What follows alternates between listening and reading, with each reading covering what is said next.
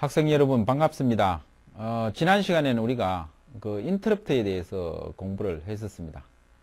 그 인터럽트에서는 우리가 왜 인터럽트가 필요한지, 그 다음에 인터럽트 체제는 어떻게 돼 있고 동작 원리는 어떻게 동작하는지에 대해서 우리가 이제 공부를 했었고요.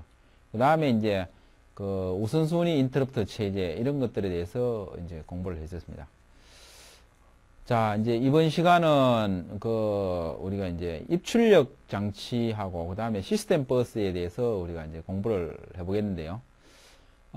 이번 학기 이제 마지막 그 강의 시간이 이제 되겠습니다. 그래서 남은 시간 여러분들 그 강의를 잘 들어주기 바랍니다. 컴퓨터는 우리가 이제 입력 장치하고 그 다음에 이 출력 장치에 의해서 외부의 데이터를 읽어드리기도 하고, 그 다음에 CPU나 메모리부터 이제 데이터를 외부로 이제 출력시키기도 이제 합니다.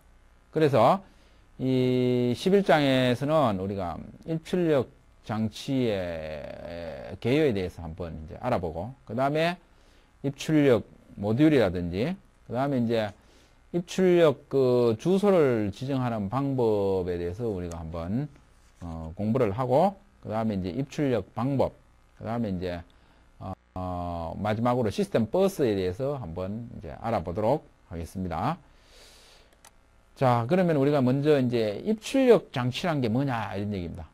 그래서 우리가 이제 I/O 디바이스다 이렇게 얘기하는데요. I/O는 이제 인풋 앤 아웃풋을 우리가 이제 약자를 I/O라 그럽니다. 그래서 입출력 장치는 우리가 이제 흔히 이제 주병 장치다 이렇게 얘기를 하기도 하고요. 그래서 입출력 장치로는 뭐 디스크 드라이브라든지 뭐 자기 테이프 장치, 그 다음에 뭐 프린터라든지, 그 다음에 이제 마우스 뭐 이런 것도 다 포함되죠.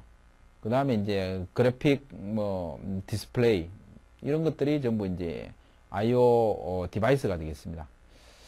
자, 그래서 입출력 장치에는 데이터 전송 속도가 일반적으로 이제 느립니다.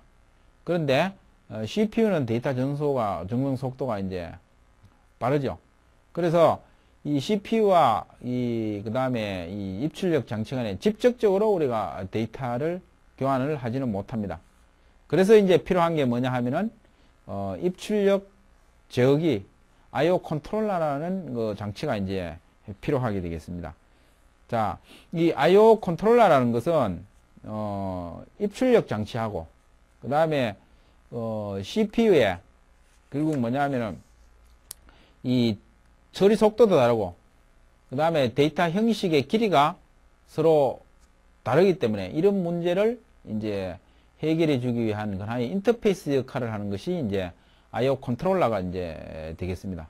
그래서 이 I/O 컨트롤러는 기능이 뭐냐 하면은 이 입출력 장치의 동작을 컨트롤, 제어를 해주고, 그 다음에 CPU나 그 다음에 메모리에 데이터 교환을 할 수 있도록 이제 해주는 그런 역할을 하는 것이 이제 I/O 컨트롤러가 되겠습니다. 자, 이제 여기 그림에 입출력 시스템에 대해서 이제 그림으로 이제 나와 있습니다. 자, 여기에 왼쪽에 보면은 이제 CPU가 있고, CPU에 이제 시스템 버스가 이렇게 이제 연결이 되어 있습니다. 자, 그런데 오른쪽에 보면 이제 입출력 장치들이 있는데요. 입출력 장치들이 바로 시스템 버스에 연결이 되지는 않습니다. 자, 그럼 어떻게 연결하느냐? 앞에서 뭐라고 얘기했습니까?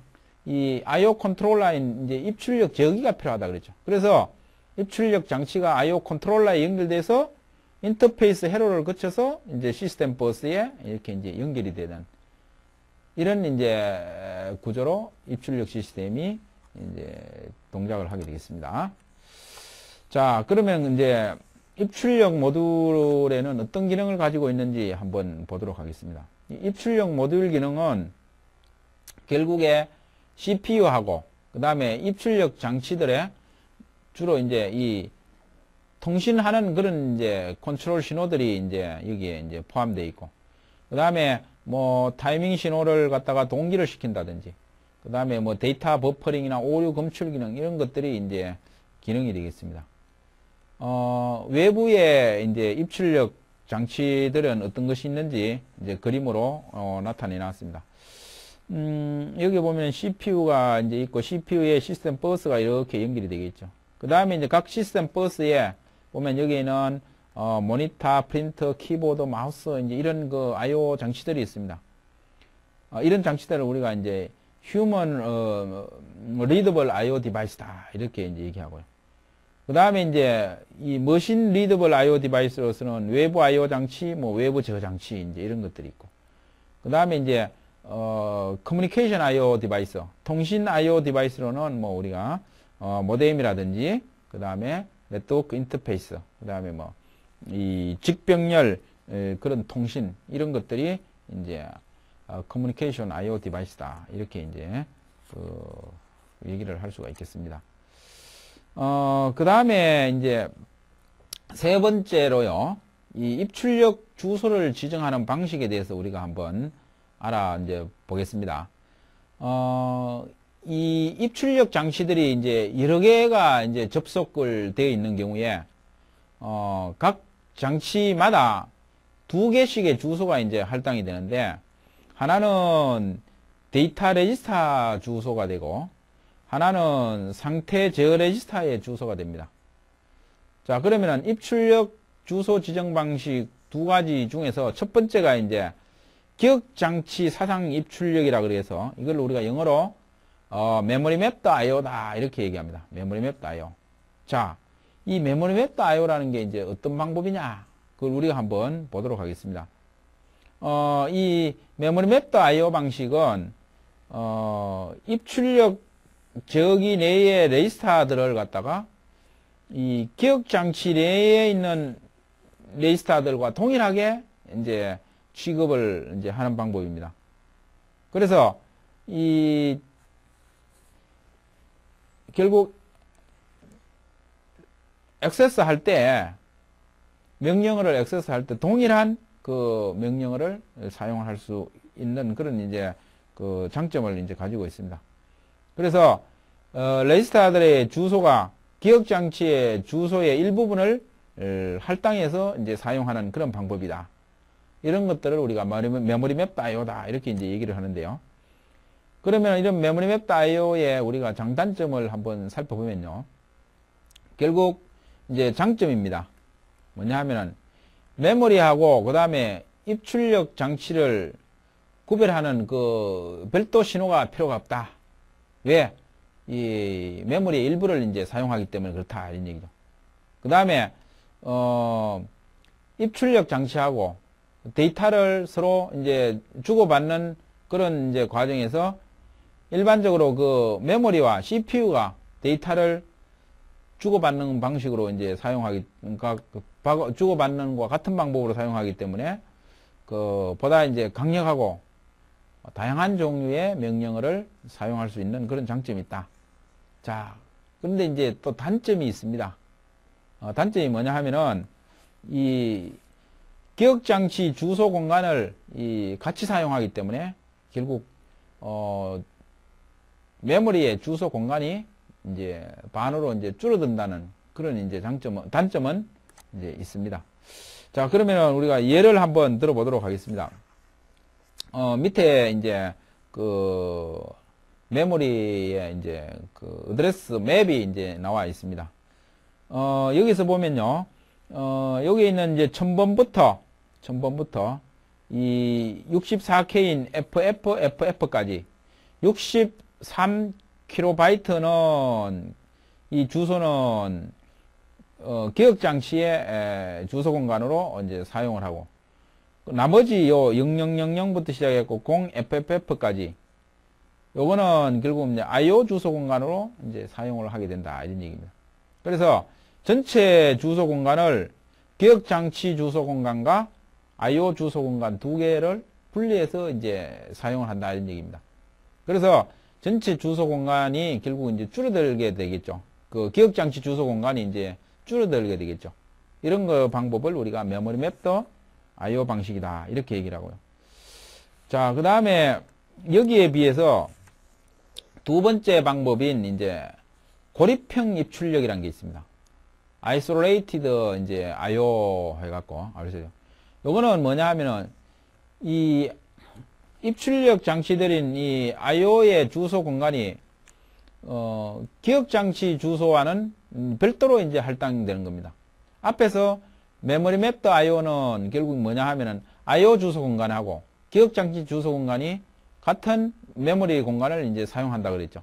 그래서 기억 장치 주소 공간이 이제 줄어드는 그런 이제 단점이 있었는데 이거는 별도로 사용을 한다. isolated. 그리고 이제 뭐냐 하면 고립형, 뭐 분리된 그런 이제 상태의 그 주소 지정 방식이 되겠다. 그래서 이거는 결국 뭐냐 하면은 별도의 입출력 명령어를 이제 사용을 이제 해야 된다. 이런 얘기입니다. 그래서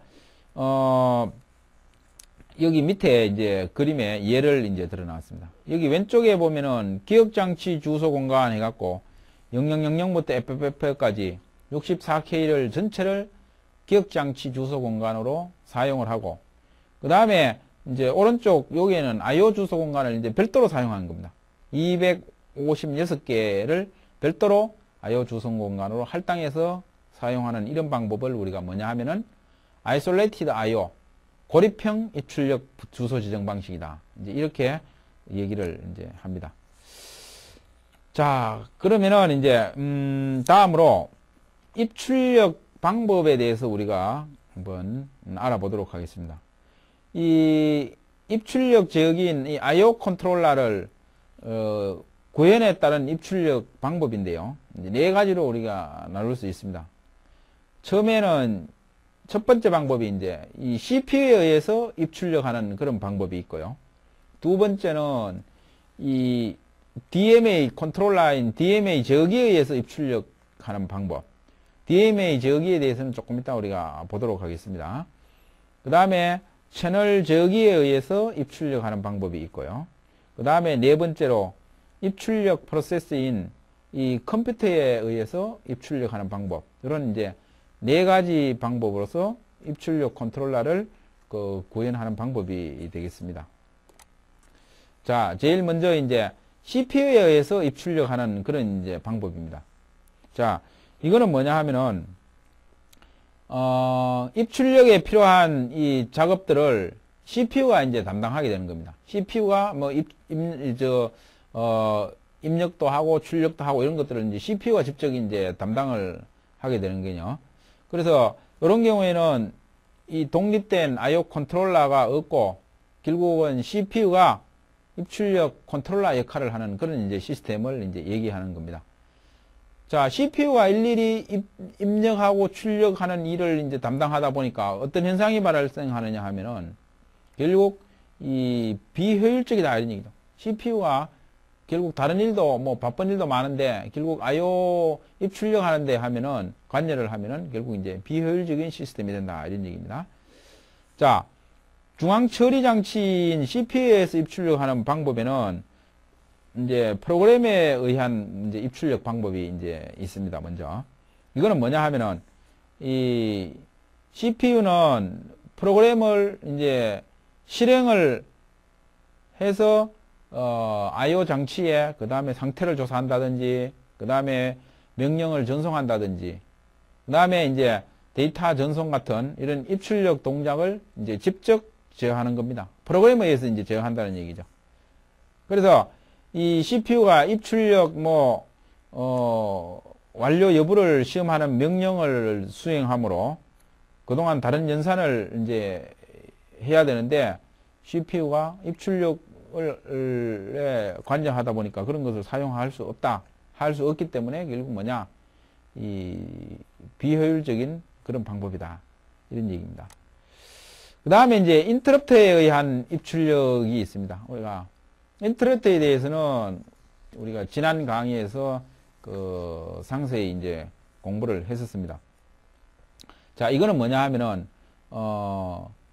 프로그램에 의한 입출력 방식이 아까 전에 비효율적이다 그랬습니다. 그래서 이런 것들을 조금 더 이제 어떻게 하면 개선할 수 있을까 해서 이제 나온 그런 이제 방법입니다.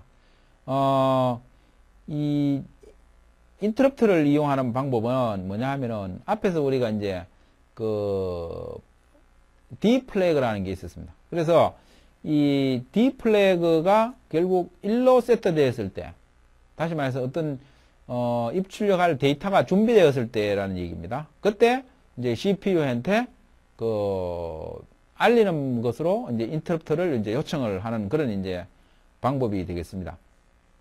이런 것들을 우리가 인터럽트에 의한 입출력 방법이다, 이렇게 합니다.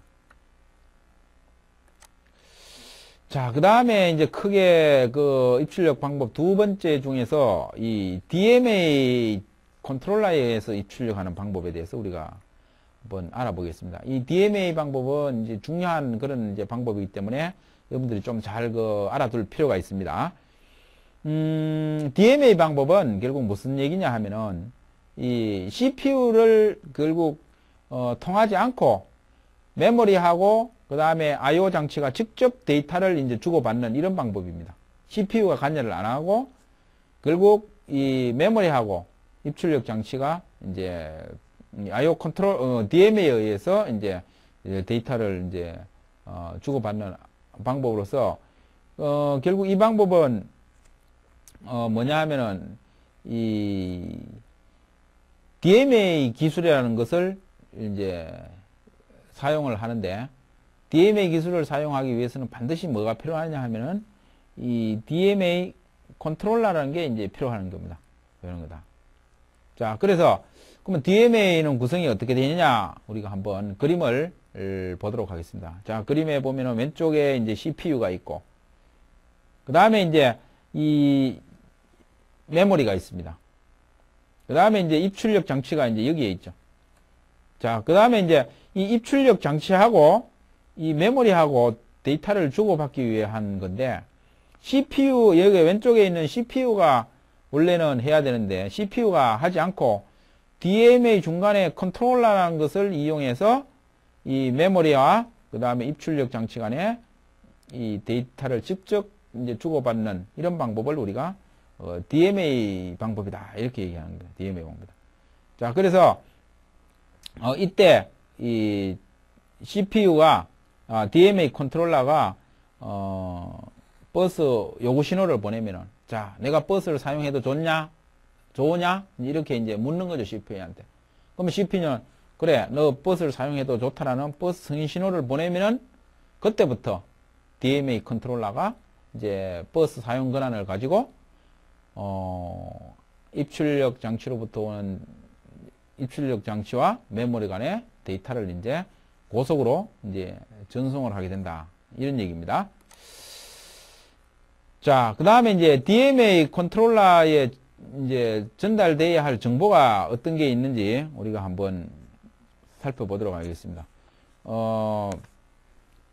데이터 이동의 방향을 나타내는 이 제어 정보, 즉 입력 혹은 출력 연산자, 이런 이제 정보가 이제 필요하고요. 그 다음에 데이터를 이제 대량으로 전송하기 때문에 이제 블락이 시작하는 주기억 장치의 주소를 갖다가 이제 알아야 되고요. 스타팅 어드레스 겁니다. 어떤 주소부터 이제 시작해 갖고 데이터를 블락으로 이제 이동을 할 거냐, 이제 이런 얘기죠. 그 다음에 블락 내에 단어 수가 이제 어느 몇 개인지 그걸 알아야 되고, 그 다음에 DMA 컨트롤러의 번호, 그 다음에 입출력 장치 번호, 이런 것들 정보를 이제 알아야 되고, 그 다음에 입출력 장치 내에 데이터 블락 주소, 이런 정보를 이제 알아야 됩니다. 자, 그 다음에 이제 DMA 동작을 이제 하기 위해서는 CPU의 주소 버스하고 그 다음에 이 데이터 버스를 사용을 해야 된다. 왜냐하면 CPU의 주소 버스와 데이터 버스는 평소에 CPU가 이제 사용을 하기 때문에 DMA 컨트롤러가 하기 위해서는 이제 CPU한테 권한을 아까 전에 어떻게 해야 되냐? 얻어야 된다 그랬죠. 그래서 버스 사용을 앞에서 이제 요구하기 위해서 뭘 한다 그랬습니까? DMA 이 요구 신호인 DMA 리퀘스트 신호가 이제 필요하다. 리퀘스트 해갖고 내가 버스를 사용해도 좋으냐 이런 이제 신호를 이제 보내는 거죠. 그러면은 CPU가 그래 버스를 사용해도 좋다. 그런 이제 무슨 신호냐 하면은 승인 신호를 이제 보낸다 그랬죠. 그러면 이제 DMA 컨트롤러가 이제 버스를 사용을 해서 입출력 장치하고 메모리 사이 데이터를 이제 고속으로 이제 전송을 이제 하게 되겠다. 이런 얘기입니다. 그래서 CPU가 DMA 컨트롤하고 시스템 버스를 앞에서 이제 공유를 한다고 그러는데요. 공유하기 위해서는 이제 제일 먼저 버스 요구 신호인 버스 리퀘스트 신호를 보내고, 그러면은 CPU, DMA 컨트롤러가 이제 CPU한테 보낸다는 얘기죠. 그러면은, CPU는 DMA 컨트롤러한테 버스 승인 신호, 버스 사용해도 좋다, 버스 그랜트 신호를 이제 보내게 됩니다. DMA 컨트롤러를 이용을 했을 때, 이 입출력 데이터 전송에 문제점은 어떤 게 있는지 한번 알아보도록 하겠습니다. 이 입출력 장치들은 종류도 다양하고, 그 다음에 속도도 이제 서로 틀리기 때문에 저 방법이 복잡을 합니다. 그래서, DMA 컨트롤러로, 전부 다 지원하는 데는 이제 한계가 있을 수 있다. 이게 하나의 이제 문제점이고요. 그 다음에 이제 디스크의 쓰기 동작이나, 그 다음에 읽기 동작, 이런 경우에는, 이 데이터 블락의 크기가, 보통 512바이트 이상이기 때문에, 이,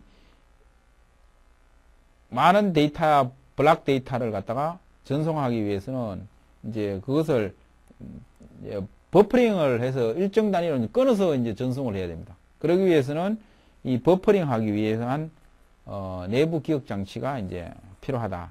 이런 것들도 하나의 이제 문제점이라고 이제 볼 수가 있습니다. 자, 그 다음에는 이제 DMA 컨트롤러의 외부 어떤 신호들이 어떤 게 있는지 한번 이제 나타내는 게 되겠습니다. DMA 컨트롤러가 이제 여기 있고요. 그 다음에 CPU로 DMA 리퀘스트 신호를 보내면은, 그 다음에 CPU로부터 DMA acknowledge 승인 신호를 이제 받게 됩니다. 그 다음에 여기는 이제 메모리 리드라이트 신호가 있고요. 그 다음에 이제 버스가 여기 보면은 어드레스 버스, 데이터 버스가 DMA 컨트롤러에 이제 인터페이스 되게 된다. 그래서 DMA 컨트롤러의 내부 구조를 우리가 한번 살펴보면은 어드레스 레지스터가 있고요. 어드레스 레지스터. 그 다음에 이제 데이터 카운트라는 게 있고, 그 다음에 컨트롤 앤드 스테이터스 레지스터 이런 것도 있고, 그 다음에 버스 컨트롤 로직 이런 것들이 이제 DMA 컨트롤러의 이제 하나의 구성 요소로서 이제 되어 있습니다. 자, 다음은 이제 세 번째로 채널 입출력에 대해서 우리가 한번 알아보도록 하겠습니다. 한 개의 입출력 명령에 의해서 여러 개의 이제 데이터가 이제 입출력이 되는데, 이 채널 제어기라는 거는 주기억 장치 메인 메모리에 접근을 이제 할 수가 있고요. 그 다음에 주기억 장치에 저장된 프로그램을 수행할 수도 있습니다. 그래서 입력하고 출력을 하기 위해서는 CPU는 어떻게 하냐면 이 채널 프로그램을 주기억 장치에다가 기억을 먼저 시켜 놓습니다. 그러고 난 뒤에 그 다음에 이 채널 프로그램이 시작하는 주기억 장치에 주소가 있습니다. 이 주소를 채널 컨트롤러, 채널 제어기에 전달을 해주면은 채널 제어기를 이용한 입출력이 이제 행해진다. 이런 얘기입니다. 그래서 이 CPU는 채널 프로그램이 시작하는 메모리의 주소를 갖다가 채널 주소 단어에 이제 기억을 시켜두게 된다. 이런 얘기입니다. 이런 과정을 통해서 이제 이 입출력이 이제 이루어진다. 이런 얘기입니다. 그 다음에 이제 입출력 전용 컴퓨터에 의해서 이제 입출력을 할 수 있는데요. 입출력을 하기 위해서 별도의 이제 전용 컴퓨터를 사용한다는 그런 얘기입니다. 이제 여기에는 크게 이제 결국 두 가지 방법으로 이제 나눌 수가 있는데요. 결국은 이제 오프라인 방법하고 그 다음에 이제 온라인 방법 이렇게 이제 두 가지로 나눌 수 있습니다. 결국은 이제 이 주 컴퓨터하고 그 다음에 입출력 전용 컴퓨터하고 정보를 어떻게 이제 교환하느냐 이런 얘기입니다. 서로 교환하느냐. 제일 먼저 이제 오프라인 그 방법을 우리가 한번 그 살펴보면은 이 오프라인 방법은 결국 뭐 테이프라든지 뭐 카세트라든지 그 다음에 뭐 디스크 이런 그 자기 매체를 이제 이용을 하게 되고요. 그 다음에 이제 이 오프라인 방법이기 때문에 주 컴퓨터하고 그 다음에 입출력 전용 컴퓨터 사이에는 어떤 뭐 회선이나 이런 네트워크의 연결이 이제 없다. 그게 이제 그 특징 중에 이제 하나고요. 그래서 입력을 할 때는 그 입력 데이터는 입출력 전용 컴퓨터의 테이프나 그 다음에 뭐 이 디스크 이런 데 이제 그 데이터가 저장이 되어 있겠죠. 저장된 데이터를 주 컴퓨터에 로 이제 이동을 해서 주 컴퓨터의 그 메모리에다가 이제 기억을 시키는 뭐 이런 방법입니다. 그래서 이제 직접 이런 뭐 이제 기록 장치에 이제 저장을 해서 이제 그 데이터를 입출력 전용 컴퓨터에서 주 컴퓨터로 이제 이동을 하는 거죠. 또는 주 컴퓨터에서 입출력 컴퓨터로 이제 이동을 하는 것이다. 그 다음에는 이제 온라인에 의한 방법이 있습니다. 온라인 방법. 요거는 이제 주 컴퓨터하고 그 다음에 입출력 컴퓨터 사이에 를 서로 이제 연결해서 데이터를 이제 주고받는 소위 말하는 이제 서로 온라인 방법입니다. 온라인으로 직접 연결해서 데이터를 이제 이동하는 그런 이제 방법이 이제 되겠습니다. 자, 그 다음에 이제 우리가 시스템 버스에 대해서 한번 알아보도록 하겠습니다. 버스라는 것은 우리가 앞에서 이제 나왔었습니다만은 CPU하고 그 다음에 이 I/O 장치들, 주변 입출력 장치도 있죠. 주변 장치라고 되는데 이 주변 장치들하고 CPU 간에 데이터를 전달해주는 그런 이제 기능입니다. 우리가 이제 버스라고 하면 우리가 시내버스 뭐 이런 게 있죠. 버스가 우리가 여러분들 이제 버스를 타고 이제 다니는데요. 버스가 뭐 하는 겁니까? 사람을 원하는 목적지까지 A에서 B로 이렇게 이제 이동시켜주는 역할을 하는 게 이제 버스가 아닙니까? 그래서 컴퓨터에서도 이제 마찬가지다. 어떤 장치 사이에 데이터를 전달해주는 하나의 이제 통로 역할을 하는 것이 이제 버스다. 이런 얘기입니다. 그래서 이런 시스템 버스에 대한 그 종류에는 어떤 것이 있는지 우리가 한번 알아보도록 하겠습니다. 자, 먼저 이제 이 주소 버스라는 게 있고요. 그 다음에 데이터 버스가 있고, 그 다음에 저 버스 이렇게 이제 세 가지로 나눌 수가 있는데, 주소 버스는 어드레스 버스로서 주소를 전송하고 방향이 단방향성입니다. 어떻게 단방향성입니까? CPU에서 나가는 그 방향만 있죠. 그래서 이제 어드레스를 갖다가 이제 뭐 지정할 때 사용하는 건데 주소 버스다. 그 다음에 이제 데이터 버스는 데이터를 이동하는데 사용되는 그런 이제 버스다. 그래서 이거는 이제 CPU로부터 데이터를 내보낼 수도 있고 또는 CPU 데이터를 받을 수도 있기 때문에 양방향성을 가지고 있다. 이런 얘기죠. 그 다음에 이제 제어 버스, 컨트롤 버스라고 이제 얘기를 하죠. 이 제어 버스는 결국 뭐냐 하면은 이 I/O 있던 장치들을 I/O 장치나 일반 장치들을 갖다가 이 제어하기 위한 그런 이제 제어 신호들로 구성된 그런 버스가 제어 버스가 되겠다. 그래서 밑에 이제 그림에 그 시스템 버스의 구조가 이제 나와 있습니다. 여기에 보면은 CPU가 있고 그 다음에 장치가 여기 이제 장치 1부터 시작해서 장치 뭐 N개까지 이렇게 있을 수 있습니다. 그러면은 여기가 이제 중간에 이제 시스템 버스가 되겠죠. 시스템 버스에는 보이는 뭐 어드레스 버스, 그 다음에 데이터 버스, 그 다음에 컨트롤 버스 이런 것들이 이제 서로 연결되어 있어 갖고 각 장치와 그 다음에 CPU 간에 데이터를 전송해 주는 것을 기능을 한다. 자, 이런 것을 우리가 이제 시스템 버스다 이렇게 얘기하죠. 시스템 버스에는 주소 버스, 데이터 버스, 그 다음에 제어 버스가 있다. 이렇게 우리가 알고 있으면 되겠습니다. 자, 그 다음에 이제 시스템 버스는 그 쓰기 동작하고 그 다음에 읽기 동작 두 가지 동작으로 우리가 나눌 수 있습니다.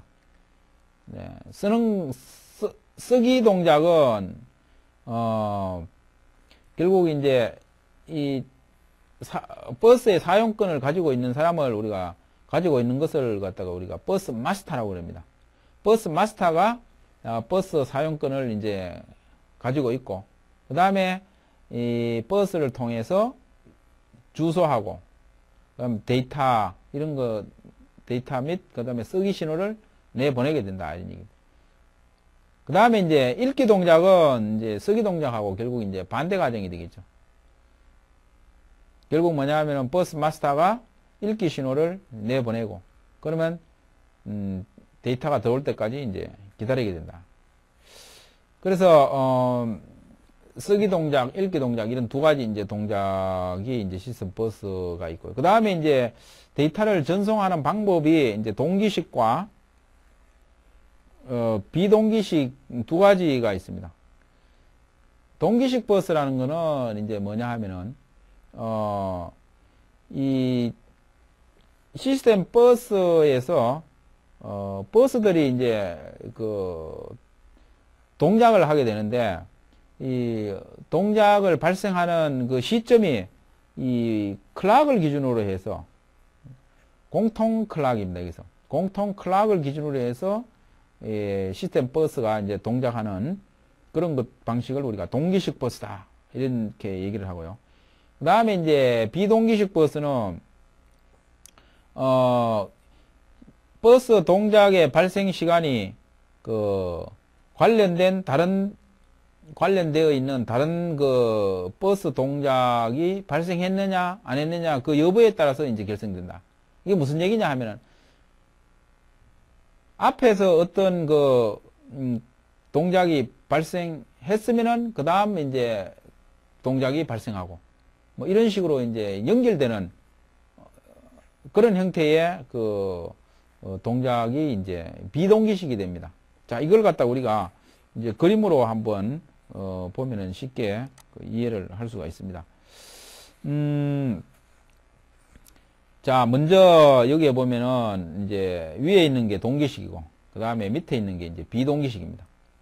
자, 동기식은 우리가 뭐라고 얘기하면 기억 장치의 데이터를 읽고 쓰는데 동작을 나타내는 이제 타이밍 다이아그램인데요. 이제 버스 클락에 따라서 모든 게 이제 그 공통적으로 이제 동작하는 것이 여기에 있는 이제 동기식 버스입니다. 동기식 버스. 그래서 여기 보면 뭐 시작 번호, 뭐 읽기 신호, 뭐 여기 보면 이제 읽기 신호가 있죠. 읽기 신호가 있습니다. 그러면 주소 버스를 통해서 데이터가 이제 나오고, 그 다음에 데이터 버스를 통해서 이제 데이터가 나오고, 그 다음에 뭐 확인 신호 이런 것들이 모든 게 이게 있는 클락을 중심으로 해서 동작을 하는 것을 우리가 이제 동기식 버스다 이렇게 얘기하고요. 그 다음에 이제 비동기식은 클락을 중심으로 하는 게 아니라 앞에 어떤 동작이 발생했느냐 그거에 따라서 다음 동작이 이제 시작하는 이런 형태가 이제 비동기식입니다. 그래서 뭐 여기서 이제 그림에 보면은 뭐 주소 버스부터 나가는데 여기서 이게 끝나야 그 다음으로 가고 뭐 이게 끝나야 그 다음으로 뭐 동작하고 뭐 이런 식으로 이제 어떤 것이 끝나야 그 다음 동작이 끝나고 뭐 이런 식으로 그 동작하는 것을 우리가 비동기식 버스다 이제 이렇게 얘기를 합니다. 자, 그 다음에 이제 그 시스템 버스 중재에 대해서 한번 알아보도록 하겠습니다. 이게 무슨 얘기냐 하면은 시스템 버스가 한 개가 있는데 여기에 그 여러 개의 버스 마스터가 이제 있는 경우에 결국 뭐냐면 이런 버스 마스터들이 동시에 내가 버스를 사용하고 싶다고 이제 요구하는 경우가 있겠죠. 시스템 버스는 한 개밖에 없는데 마스터는 여러 마스터들이 서로 버스를 이제 사용하려고 그럽니다. 자, 이런 경우를 어떻게 하느냐? 버스 경합이 일어났다 이렇게 얘기를 합니다. 버스 경합. 자, 이런 버스 경합이 일어났을 때 그러면 이제 버스 중재를 해줘야 되겠죠. 이걸 갖다 버스 이제 아비트레이션이라고 합니다. 아비트레이션. 이런 버스 경합이 일어났을 때 어떤 기준에 따라서 어떤 버스 마스터에게 이 버스의 어떤 사용 권한을 가지게 할 건지, 이제 이런 것들을 이제 정해주는 그런 것을 우리가 이제 버스 중재다 이렇게 합니다. 그래서 버스 중재기라는 것은 버스 중재를 수행하는 그런 이제 하드웨어 모듈을 우리가 이제 버스 중재기라고 그러는데요. 버스를 중재하는 방식이 이제 세 가지가 있습니다. 뭐냐 하면 첫 번째는 중앙 집중식 병렬 중재 방식이 있고, 그 다음에 두 번째는 직렬 중재, 혹은 우리가 이제 이것을 데이지 체인이라고 얘기합니다. 데이지 체인은 우리가 앞에서 한번 지난 시간에 나왔었습니다. 뭐 가장 가까이 있는 것들을 이제 뭐 먼저 처리해 준다 이런 게 이제 데이지 체인이었고요. 그 다음에 이제 폴링에 의한 중재 방법. 폴링도 우리가 지난 강의에서 나왔었죠.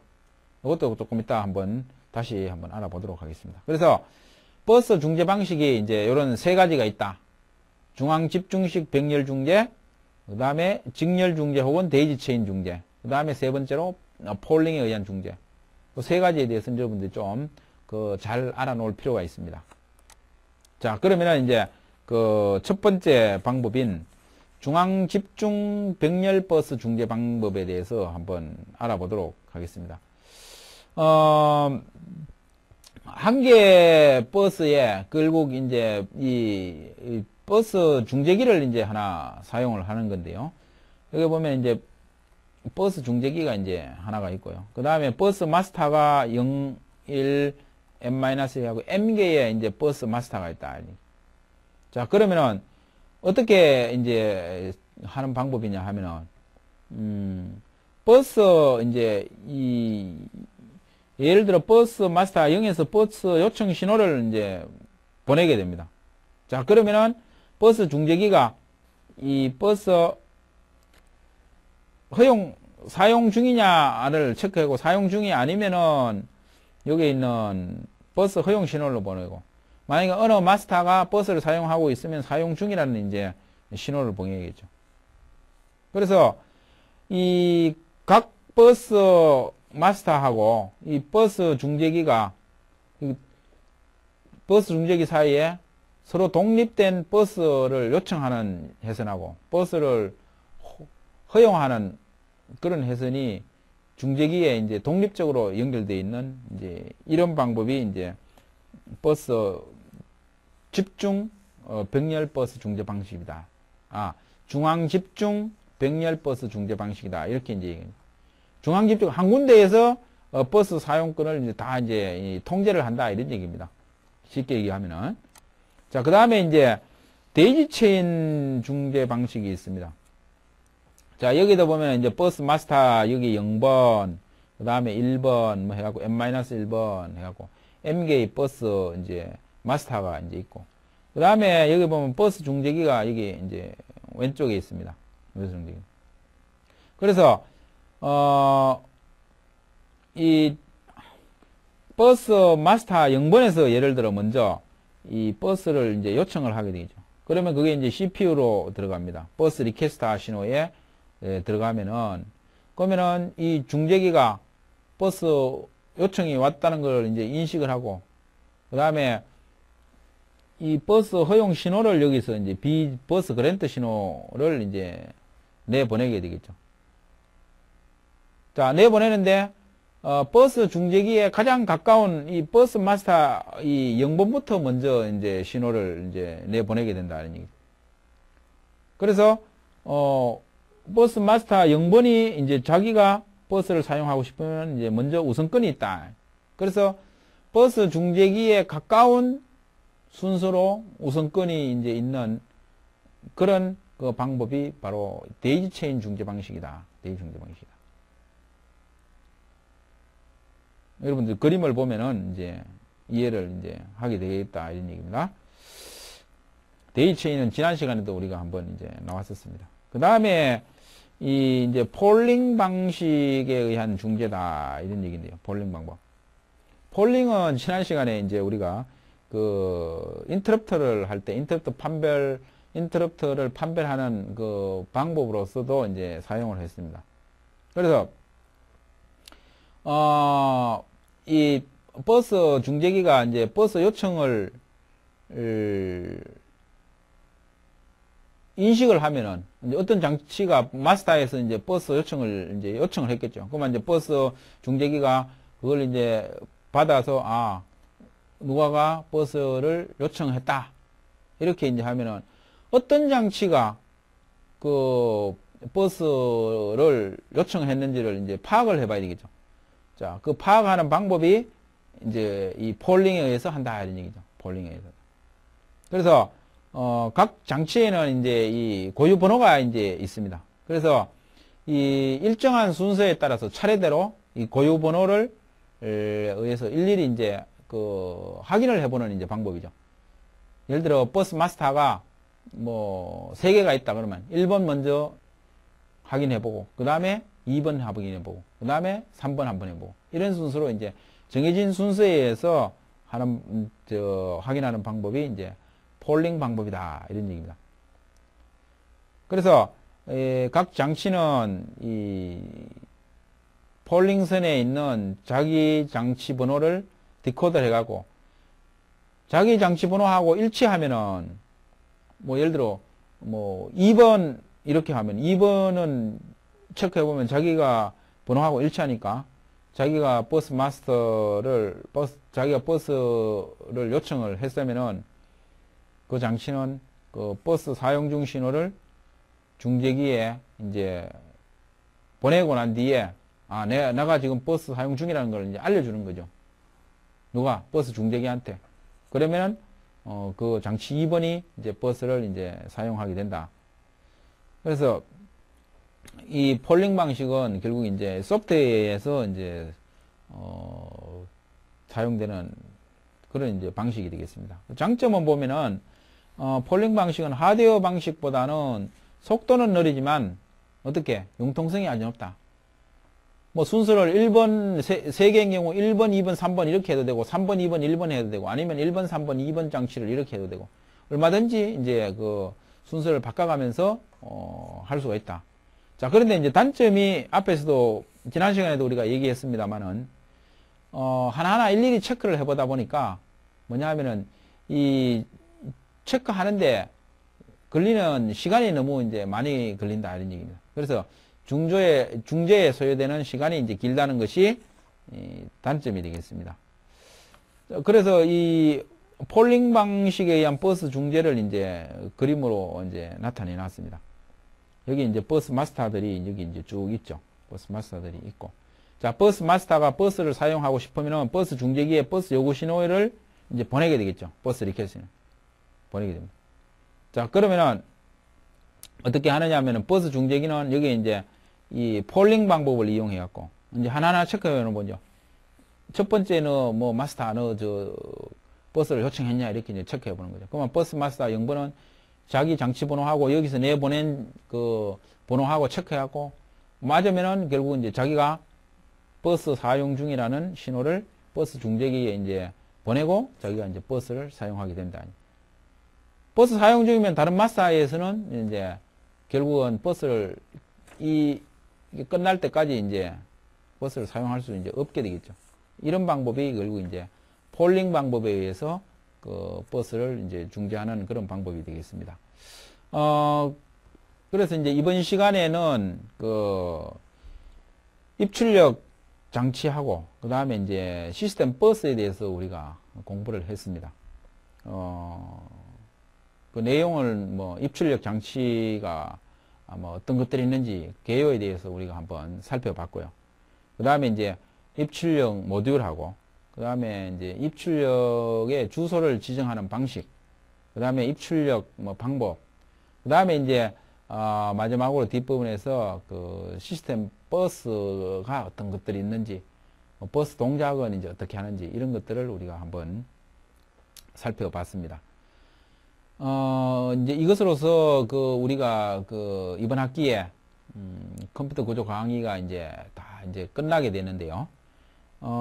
우리가 컴퓨터에 대해서 좀 잘 알기 위해서는 컴퓨터의 뭐 원리, 그 다음에 컴퓨터의 구조 이런 것들에 대해서 우리가 공부를 하는 것이 그 필수적입니다. 그래야만이 우리가 이제 좀 더 컴퓨터에 대해서 상세히 이제 알 수가 있는 거죠. 그래서 그동안 우리는 이제 한 학기 동안에 컴퓨터 구조에 대해서 이제 공부를 이제 여러분들이 했었습니다. 그래서 따라서 이런 컴퓨터 기술을 우리가 이제 이해하는데, 이번 사이버 강의가, 여러분들에게 도움이 되었으면 하는 그런 이제, 바람입니다. 자, 여러분 그동안 이제 한 학기 동안 사이버 강의 듣느라고, 수고가 많았습니다.